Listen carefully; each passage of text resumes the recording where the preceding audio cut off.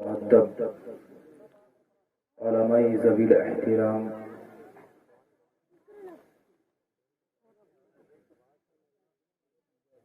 معزز سادات کرام،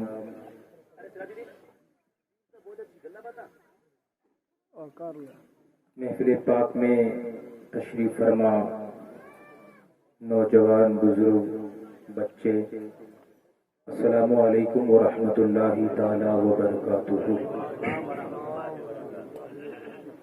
الحمدللہ رب العالمین والعاقبۃ للمتقین، والصلاة والسلام علی سید الانبیاء والمرسلین، اما بعد فاعوذ باللہ من الشیطان الرجیم، بسم اللہ الرحمن الرحیم۔ قال اللہ تبارک و تعالی فی شان حبیبہ الکریم، ورفعنا لک ذکرک۔ صدق اللہ العظیم وصدق رسولہ النبی المتین الامین، ونحن على ذلك لمن الشاہدین والشاکرین والحمد للہ رب العالمین۔ غوث اعظم بمنی بے سر و ساما مدد، قبلہ دی مدد، کعبہ ایما مدد، قادریم نعرہ یا غوث اعظم می زنم، دمد شیخ احمد رضا کا قطب عالم می زنم۔ زندہ باد اے شاہ سلیمہ، زندہ باد، زندہ باد اے شاہ سلیمہ، زندہ باد، گہوارہ علم و ہنر فیض سلیمہ، زندہ باد، گہوارہ علم و ہنر فیض سلیمہ، زندہ باد۔ نہ کر مجھے محتاج کسی کا زمانے میں، نہ کر مجھے محتاج کسی کا زمانے میں، کیا نہیں ملتا شاہ سلیمہ تیرے خزانے میں، کیا نہیں ملتا شاہ سلیمہ تیرے خزانے میں۔ معزز سامعین حضرات، آئے مبارکہ کے متعلق کچھ لب کشائی کرنے سے پہلے بہتر ہی نہیں بلکہ ضروری یہ سمجھتا ہوں کہ ہم اور آپ اپنے آقا و مولا احمد مجتبی محمد مصطفیٰ ارواحنا فدا صلی اللہ تعالی علیہ وسلم کے دربار گوہربار میں اپنی غلامی کا ثبوت پیش کریں، پڑے باواز بلند اللہم صلی علی سیدنا مولانا محمد طب القلوب و دوائیہا وعافیت الابدان و شفائیہ و نور الابصار و ضیائیہ وعلی آلہ و اصحابہ و بارک وسلم۔ معزز سامعین کرام، منبر رسول پر ایک سے بڑھ کر ایک علماء، شعراء، خطباء جو میرے سے دو گنا بڑھ کر آگے ہیں، جلوہ گر ہیں، کس کا نام لوں میں اور کس کی تعریف کروں؟ جو ذرہ جہاں ہے آفتاب نظر آتا ہے۔ معزز سامعین کرام، یہ ہمارے علماء کی محبت ہے اور اللہ کے رسول صلی اللہ تعالی علیہ وسلم کا کروڑہا احسان ہے کہ ان لوگوں نے مجھے آگے کر دیا ہے۔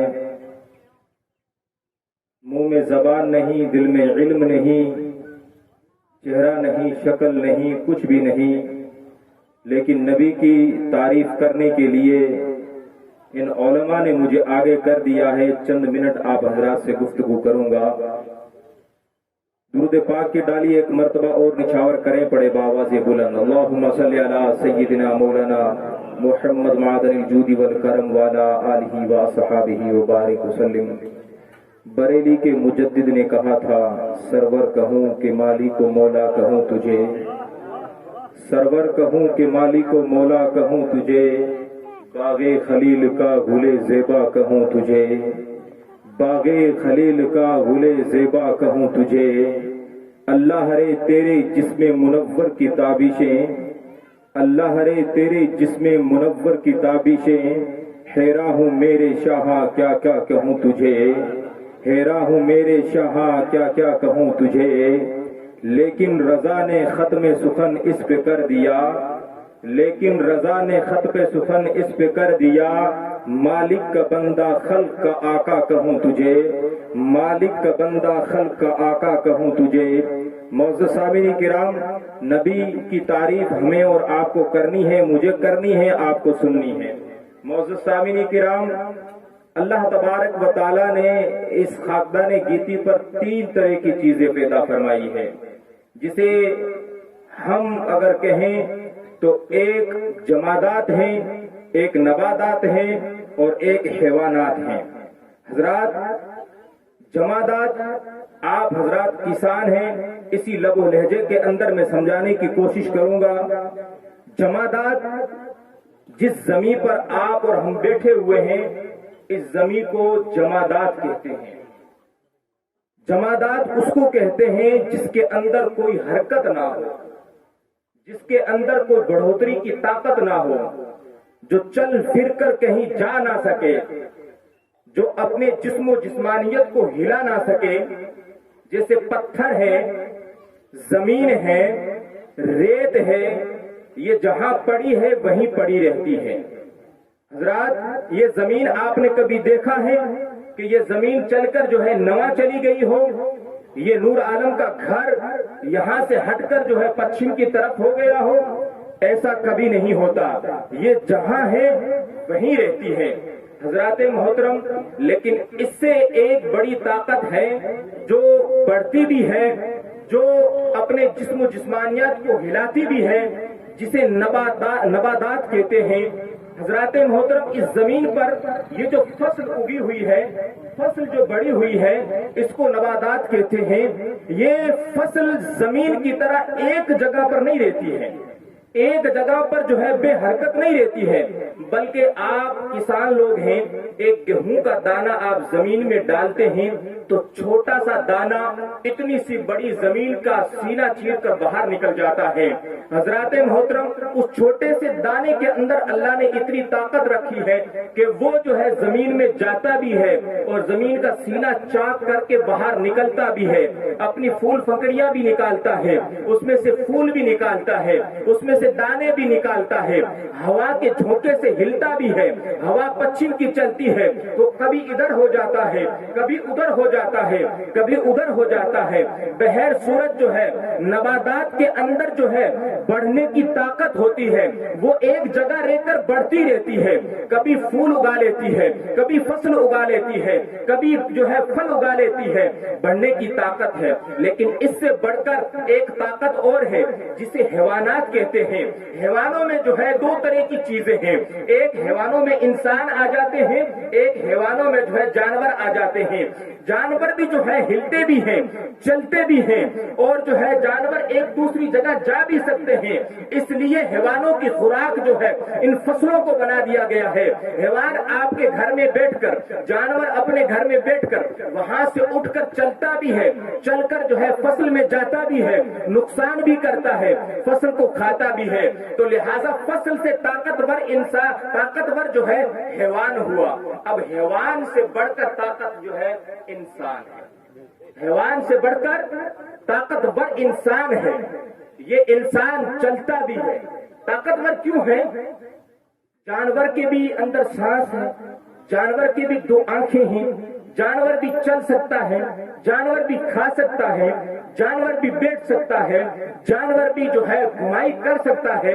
اسی طرح سے انسان بھی گھمائی کر سکتا ہے، چل بھی سکتا ہے، کھا بھی سکتا ہے، سونگ بھی سکتا ہے، دیکھ بھی سکتا ہے، چل بھی سکتا ہے، کھانا بھی کھاتا ہے۔ لیکن جانور اور انسان کے اندر جو فرق ہے وہ فرق یہ ہے کہ جانوروں کو جو ہے اللہ نے عقل نہیں دی، لیکن انسانوں کو اللہ نے عقل سے نوازا ہے۔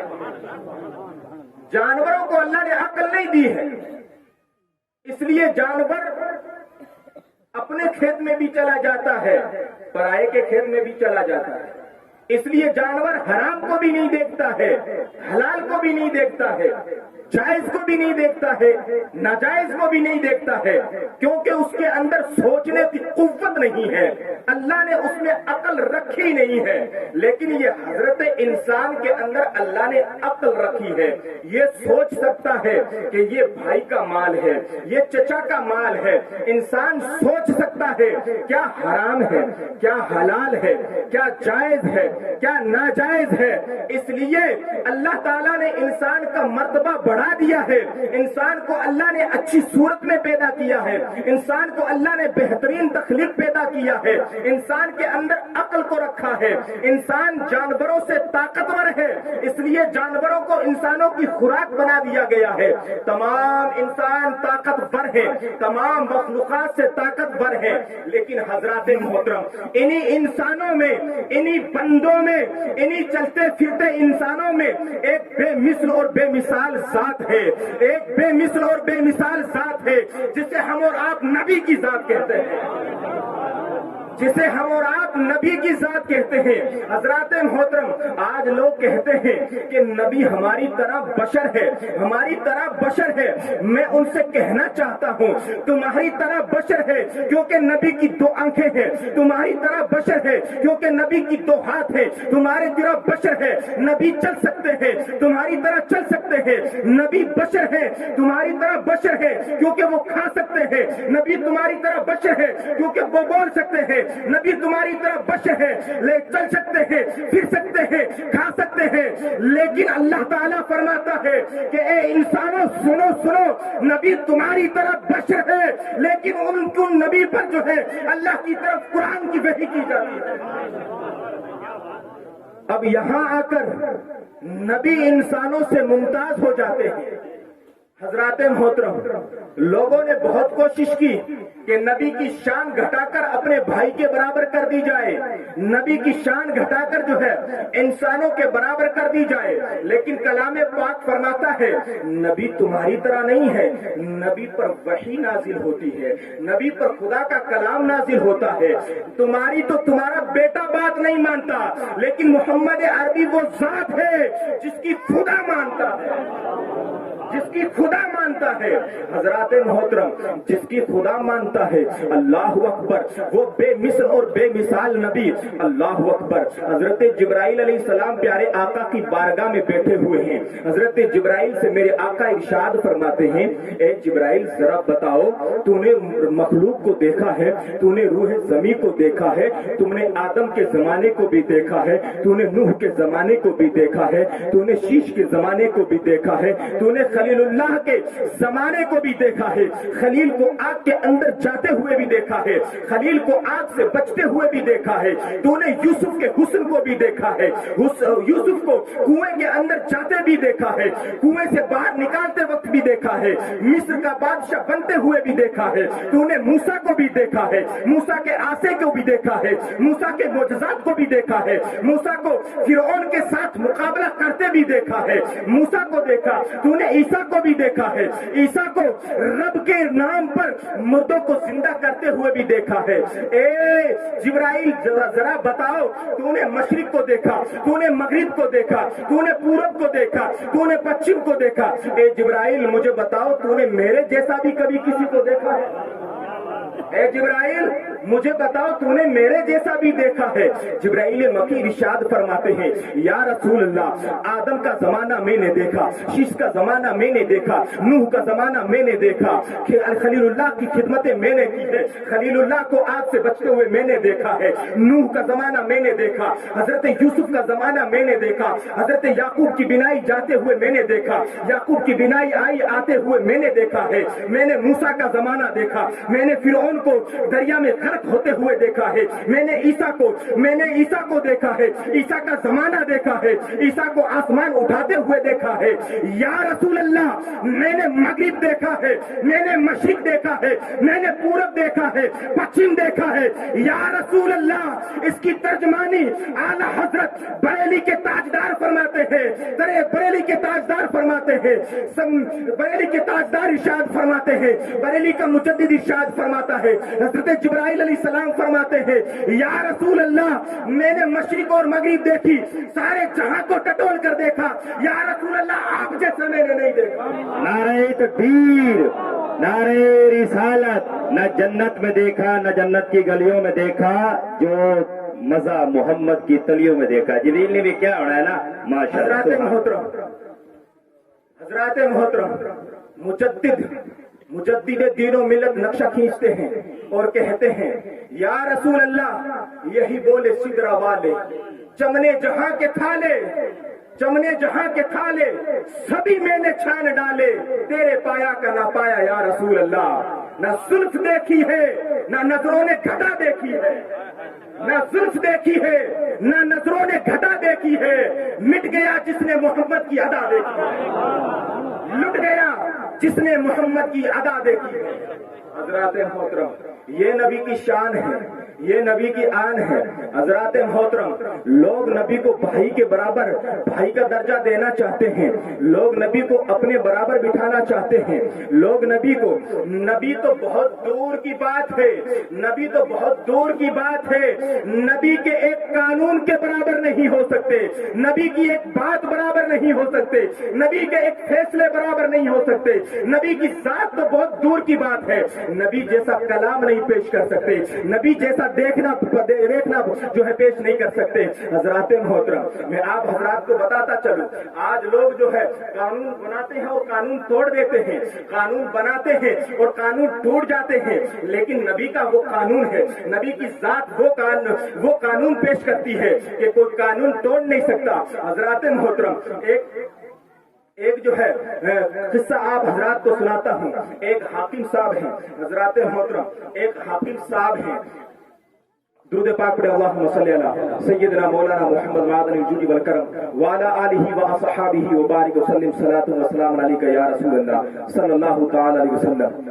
ایک حاکم نے امام اعظم ابو حنیفہ رضی اللہ تعالی عنہ پر, حاکم وقت کا بادشاہ, اس نے حکم صادر کیا, کہا امام اعظم کو حکم سنا دیا جائے کہ وہ میری سلطنت سے دور چلا جائے, میری حکومت سے دور چلا جائے. امام اعظم نے کہا ٹھیک ہے, کہا کل کا سورج ڈوبنے سے پہلے میری حکومت سے باہر چلا جائے. امام اعظم وقت کے بہت بڑے عالم دین, لیکن نبی کی شریعت سینے میں بسائے ہوئے. لوگ قانون بناتے ہیں, قانون توڑ دیتے ہیں, لیکن نبی کا وہ قانون ہے جسے کوئی بدل نہیں سکتا, نبی کی وہ باتیں ہیں بدل نہیں سکتا. حضرات محترم امام اعظم بے خوف اور بے خطر اپنے حجرے میں بیٹھے ہوئے ہیں, گھنٹے پہ گھنٹہ گزرا جا رہا ہے, وقت پہ وقت گزرا جا رہا ہے, ٹائم پہ ٹائم گزرا جا رہا ہے. آپ کا خادم آپ سے آ کر کہتا ہے وقت کے بادشاہ کا حکم آپ کے پاس آ گیا ہے, پھر بھی آپ جو ہے جگہ چھوڑنے پہ تیار نہیں ہے, سورج جو ہے ڈوبنے والا ہے, حضور آپ چلے جائیں نہیں تو بادشاہ طاقتور ہے, بادشاہ آپ کو مروا دے گا. کہا اے میرے مرید فکر نہ کر, اے میرے چاہنے والے فکر نہ کر, کل کا سورج بہت دور ہے, ابھی میں جو ہے چلا جاؤں گا. اللہ اکبر. جب مغرب کا سورج ڈوبنے والا تھا, سورج جو ہے مغرب کی جانب جا رہا تھا, اللہ اکبر, اس وقت جو ہے حضرت امام اعظم جب مغرب کا ٹائم ہوا تو آپ اس وقت مسجد کے اندر چلے گئے, آپ اس وقت مسجد کے اندر چلے گئے. حضرات محترم مسجد کے اندر گئے, بادشاہ کا حکم آیا, کہا امام گیا کہ نہیں گیا, امام نے ملک چھوڑا کہ نہیں چھوڑا,